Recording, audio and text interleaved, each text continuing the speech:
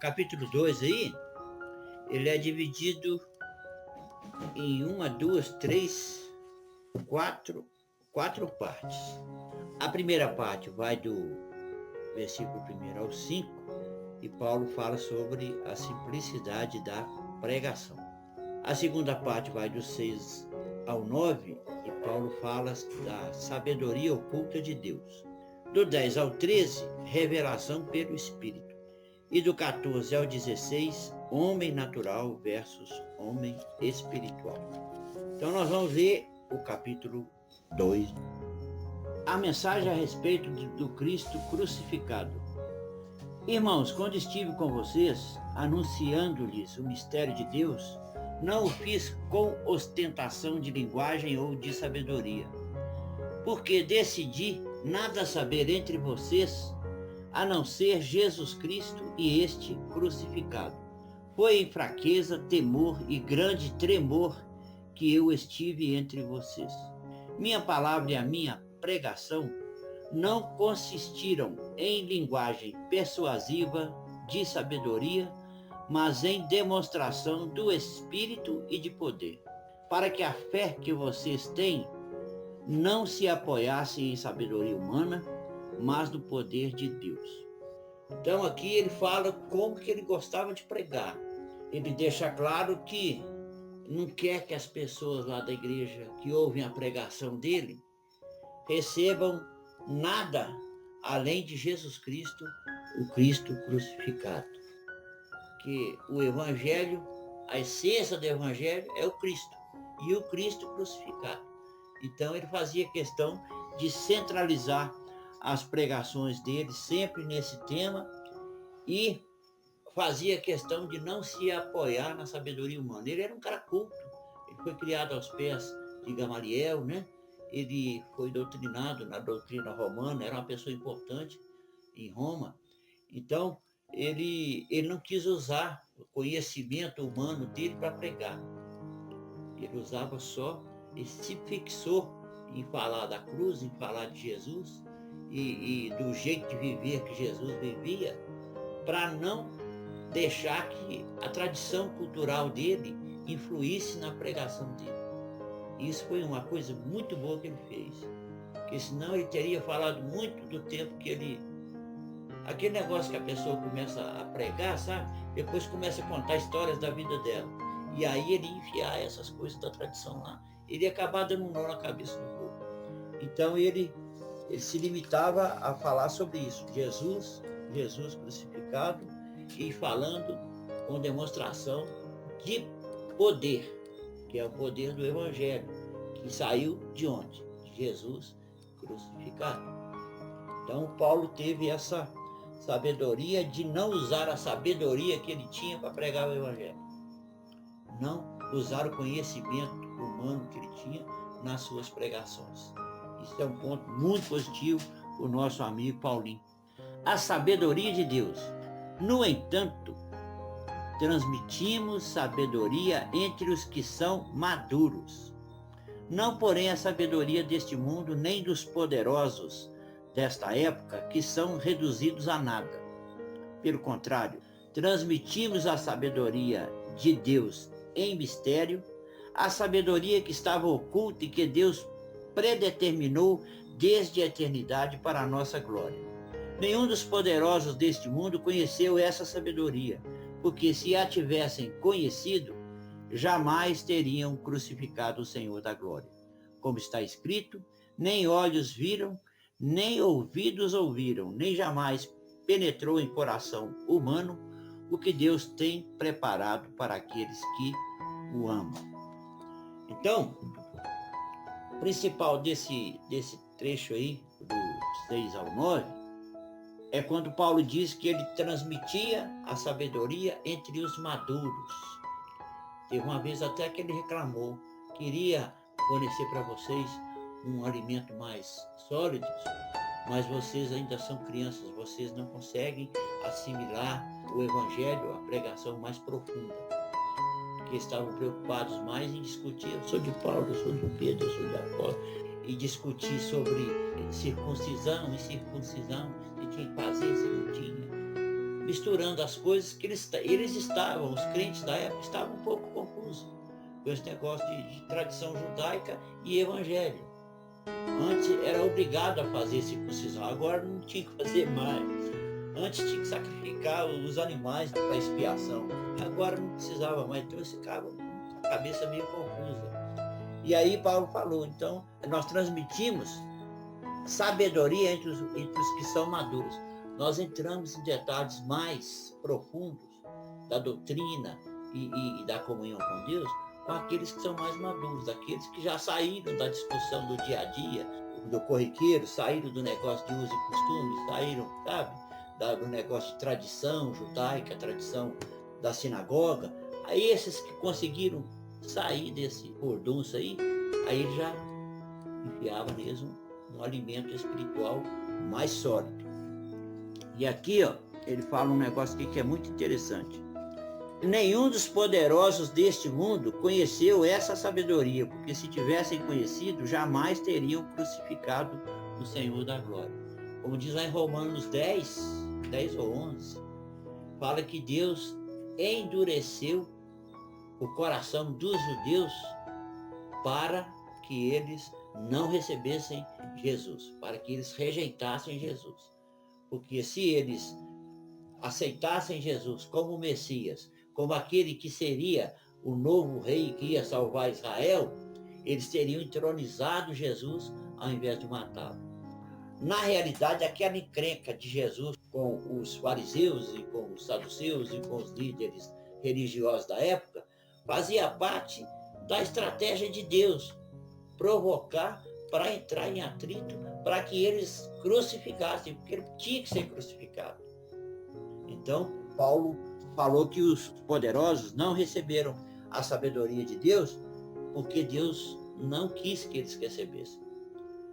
Os poderosos, quando iam assistir os sermões de Jesus, só iam para criticar, para confrontar. Eles não aprendiam nada naquilo. Eles queriam só perseguir, só acabar com o ministério de Jesus. Então, Paulo deixou claro isso. Ele falou que transmitimos a sabedoria de Deus em mistério, a sabedoria que estava oculta e que Deus predeterminou desde a eternidade para a nossa glória. Por quê? Ele ocultou dos sábios e revelou aos pequeninos. Ocultou dos poderosos e revelou aos pequenos. Então, as pessoas simples é que assimilavam melhor as mensagens de Jesus, o Sermão do Monte, no Lago de Genezaré, né? Onde Jesus ia pregar, acompanhavam Jesus ávidos pelos ensinos dele, né? Inclusive, mas os poderosos não iam lá para aprender, iam lá para confrontar e querer matar ele, porque eles achavam que ele podia ser o Messias. Aí o rei queria matar ele para ele não tomar o lugar do rei. E os poderosos queriam matar ele porque ele falava em mudar tudo. Olha, ele mudou, e atrapalhar o negócio deles. Então, era esse problema da sabedoria de Deus, de ocultar para uns e revelar para outros, partiu de Deus. Nem olhos viram, nem ouvidos ouviram, nem jamais penetrou em coração humano o que Deus tem preparado para aqueles que o buscam. Aqueles que o buscam, Deus se revela. Aqueles que buscavam Jesus para ter comunhão com Ele, para aprender dele, aprendiam. Os que buscam Deus para aprender dele, para ter intimidade com ele, para conhecê-lo, ele se revela, ele se torna íntimo, ele ceia com as pessoas, ele vai no relacionamento com as pessoas, cria um relacionamento de pai e filho. Através de Jesus nós fomos tornados filhos de Deus, né? Então, o relacionamento entre pai e filho é para aqueles que buscam e para aqueles que amam a Deus. Aí do 10 ao 13, porém Deus revelou a isto a nós por meio do Espírito. Aqui está com letra maiúscula. Porque o Espírito sonda todas as coisas, até mesmo as profundezas de Deus. Pois quem conhece as coisas do ser humano, a não ser o próprio ser humano que nele está? Assim ninguém conhece as coisas de Deus, a não ser o Espírito de Deus. Nós não temos recebido o Espírito do mundo, e sim o Espírito que vem de Deus, para que conhecemos o que por Deus nos foi dado gratuitamente. Disto também falamos, não em palavras ensinadas pela sabedoria humana, mas ensinadas pelo Espírito, conferindo coisas espirituais com espirituais. Aí entra naquele dilema das pessoas que estão com Jesus. Ora, a pessoa natural não aceita as coisas do Espírito de Deus porque lhes são loucura, e ela não pode entendê-las porque elas se discernem espiritualmente. Porém, a pessoa espiritual julga todas as coisas, mas ela não é julgada por ninguém. Pois quem conheceu a mente do Senhor para que o possa instruir? Nós, porém, temos a mente de Cristo. Aí Paulo já começa a dar um vislumbre, um preâmbulo do que ele vai falar mais para frente.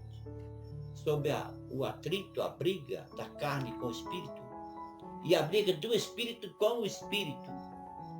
Que nós somos espiritual em corpo e nós temos o Espírito de Deus agora em nós.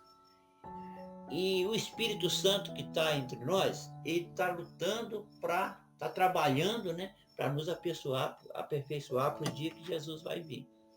Só que a nossa carne continua querendo o quê? Continua querendo descanso, continua querendo prazer, continua querendo ser carne. E o nosso espírito, que é de Deus e vai voltar para Deus, cola no Espírito Santo. E aí ele briga com a nossa carne para poder subjugar a nossa vontade e nos levar a obedecer o Espírito Santo. E a nossa alma que está no meio aí, é que fica, a nossa alma é onde estão os nossos sentimentos, as nossas emoções. Então essa briga de espírito com espírito, do espírito nosso junto com o espírito de Deus, contra a nossa carne, a nossa alma que está no meio disso tudo, ela sofre as consequências dessa briga. Às vezes a gente sofre emocionalmente porque a gente sente culpa quando a gente vê que a nossa carne está ganhando a briga. E às vezes a gente fica um pouco arrogante espiritualmente quando a gente acha que o nosso espírito está prevalecendo contra a carne. Então fica essa confusão e essa briguinha eterna. Essa briga não vai acabar nunca. Só o dia que Jesus arrebatar a gente. Porque a carne está aí. A carne está viva. A carne está querendo o que ela sempre gostou. E a carne não vai abrir mão do que ela quer. Então esse conflito espiritual em corpo faz parte do processo de crescimento e de amadurecimento do cristão. Se a gente se preocupar apenas com um dos lados, apenas em mortificar a carne, a gente vai sofrer na carne essa briga que a gente está tendo com a própria carne, emocionalmente. Se a gente, por outro lado, em vez de procurar brigar com a carne, procurar se fortalecer no Espírito, procurar prestar atenção no Espírito Santo, que está junto com o nosso Espírito, procurar obedecer à voz dele, para poder, em vez de brigar com a carne, tentar obedecer o Espírito, tentar se submeter ao Espírito, quando as nossas emoções se alinham com o Espírito Santo, quando o nosso espírito está totalmente alinhado com o Espírito Santo, a briga da carne começa a se enfraquecer naturalmente, sem provocar dores, sem provocar dores altas, fortes, sem provocar remorsos, sem provocar conflito emocional por causa da briga que está acontecendo aqui dentro. E a notícia ruim que eu tenho para vocês é que essa luta não vai acabar. Só na hora que Jesus voltar ou na hora que a gente for para lá, né? Porque o nosso corpo só vai ser redimido do efeito do pecado em nós quando a gente for glorificado, tiver o corpo igual de Jesus. Então a gente precisa prestar atenção em como que a gente está nessa briga. Como é que eu estou nessa briga? O que eu estou fazendo? Eu estou brigando com a minha carne ou eu estou me aliançando com o Espírito? Eu estou enfrentando a carne ou estou abraçando o Espírito? Se eu tiver abraçado o Espírito, a carne normalmente se enfraquece. Se eu estiver brigando com a carne, ela esperneia, ela fica oriçada, ela vai para a briga. E aí Satanás aproveita essa confusão para criar circunstâncias para a carne vencer. Satanás cria oportunidades para que o pecado prevaleça, porque toda vez que a carne está vencendo, nós estamos cometendo algum pecado. Não precisa ser pecado grande, não, porque não tem tamanho de pecado. Pecado da falta de vigilância, pecado da falta de disciplina, pecado da falta de oração, pecado da falta de buscar a comunhão com Deus, o pecado de se preocupar mais com o exterior do que com o interior, o pecado de estar mais fixado na terra do que no céu.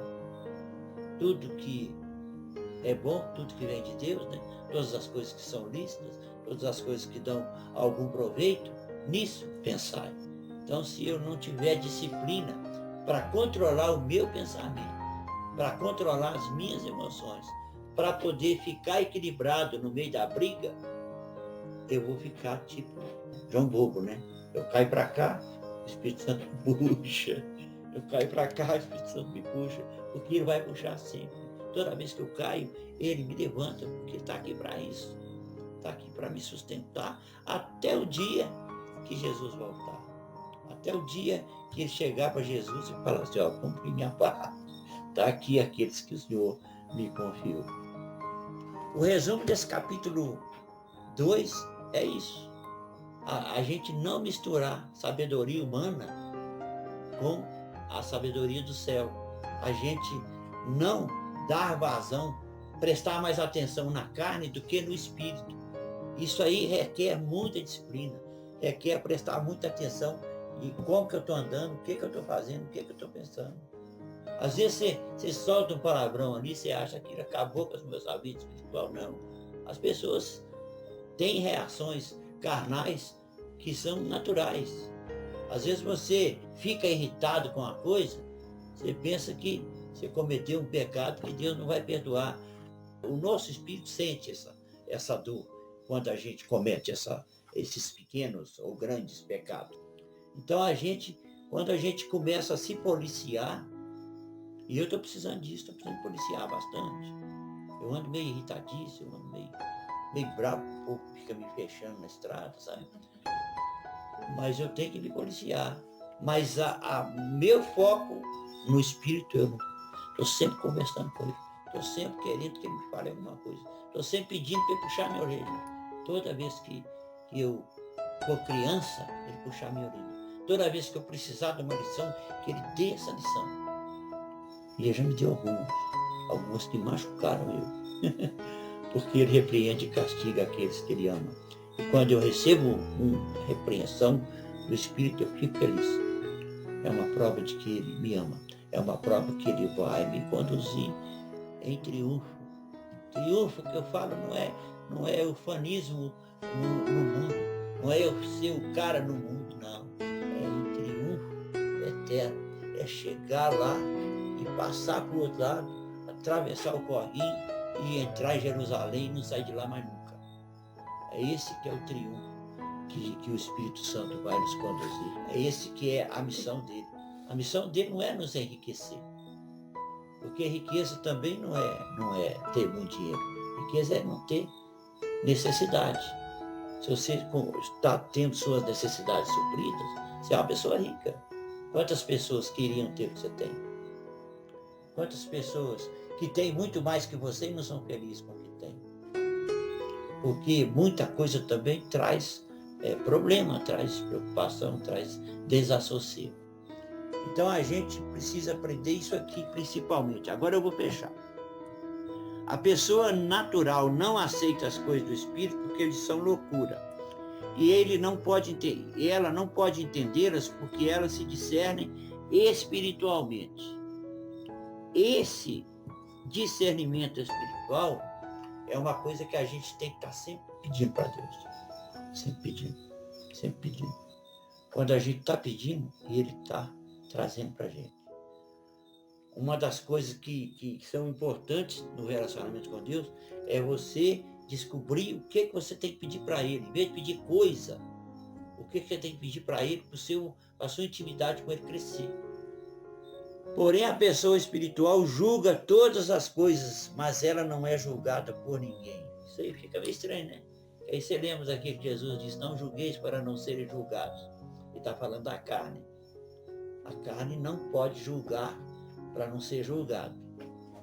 As coisas que as pessoas fazem, se você julgar o que as pessoas fazem, você vai estar indo contra o que Jesus falou. Mas o julgamento espiritual é aquele julgamento que você vai questionar o que é de Deus e o que não é de Deus. Às vezes o cara está pregando uma coisa que você está vendo que ele está pregando uma heresia. Igual o cara soltou umas músicas aí, que todo mundo já está sabendo que a música dele é uma heresia. Isso aí é julgamento. É um julgamento espiritual. É um julgamento para separar coisas que interferem no meu relacionamento espiritual com o Espírito Santo. Se eu fortalecer esse relacionamento, se eu brigar e for junto, aí a carne começa a perder. Ela vai continuar esperneando, mas ela vai sendo subjugada pelo Espírito, porque maior é aquele que está em nós do que aquele que está no mundo.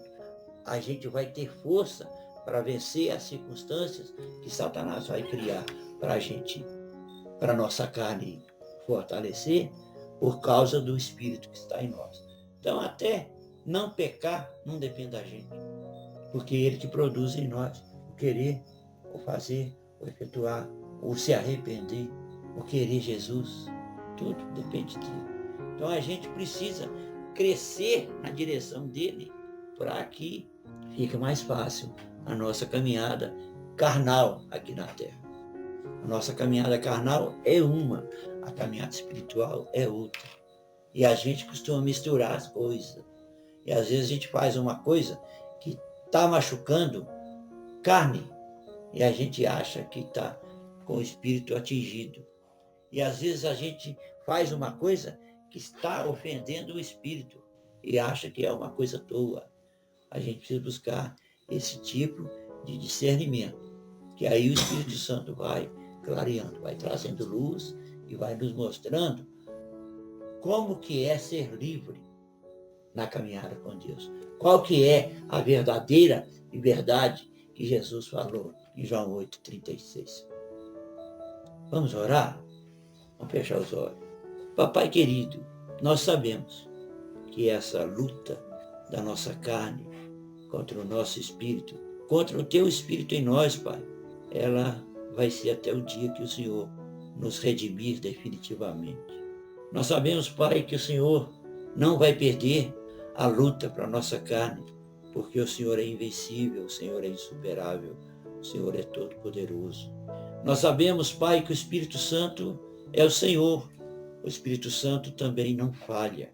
E a missão que o Senhor confiou a Ele em nós, Ele vai cumprir totalmente, perenemente, até chegar o dia de nos entregar para o Senhor como noiva ataviada, como filhos preparados para viver em comunhão com o Senhor eternamente.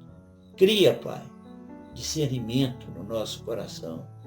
Cria luz, Papai, no nosso coração, que nós possamos ter sensibilidade, ouvir mais a Tua voz, silenciar mais as vozes do mundo, as vozes da carne, para prestar atenção no que o Senhor fala, no que o Senhor quer.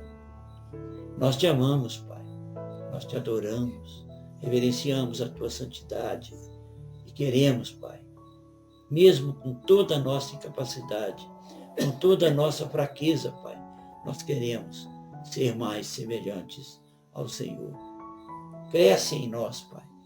Cresce o Senhor em nós. Em nome de Jesus. Amém.